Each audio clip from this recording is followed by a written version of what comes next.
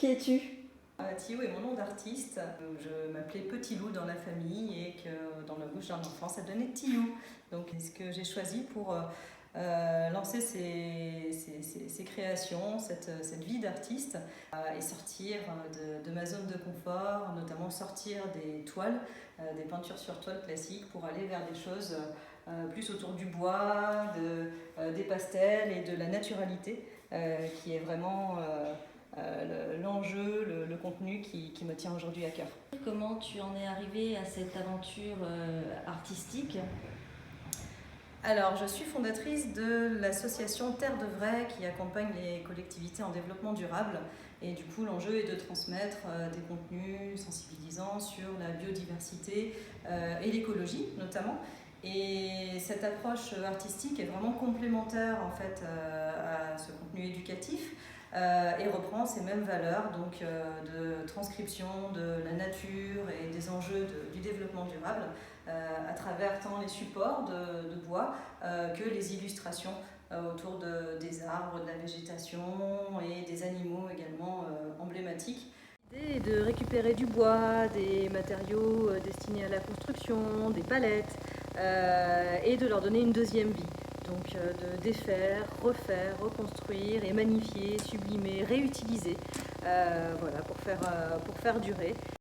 Dessiner des arbres sur du bois, avec du bois, en l'occurrence avec du fusain, en complément des pastels et autres matériaux le plus naturel possible. Donc une approche globale, cohérente et très végétale, très animée, très positive, porteuse d'espoir, voire de solutions, en sublimant cette nature qui nous entoure.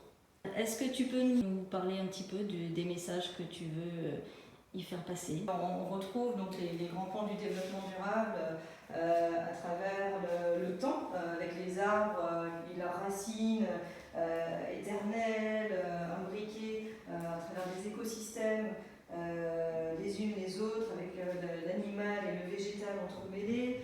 On a des animaux emblématiques qui représentent aussi le temps par une forme d'éternité, comme voilà, les tortues, les pieuvres, voilà, des formes de vie qui ont traversé les âges.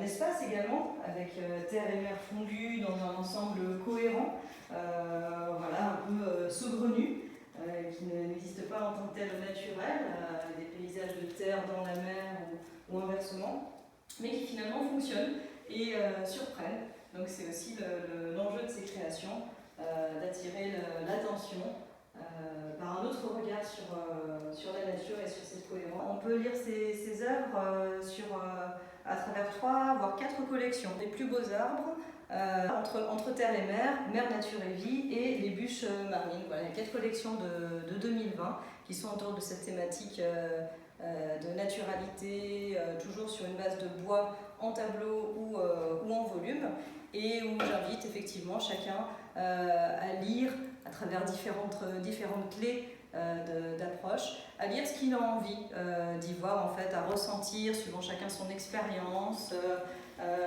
marine ou terrestre, à travers voilà, sa vision de la nature, des animaux et des végétaux, voilà ce qu'il y ressent. Ça peut être simplement esthétique, ça peut être tout simplement beau et joli dans son intérieur, ou ça peut être voilà, quelque chose de plus profond auquel on pourrait être particulièrement sensible. Mais en tout cas, l'idée, c'est de sublimer la nature pour donner encore plus envie d'y prêter attention et de la préserver.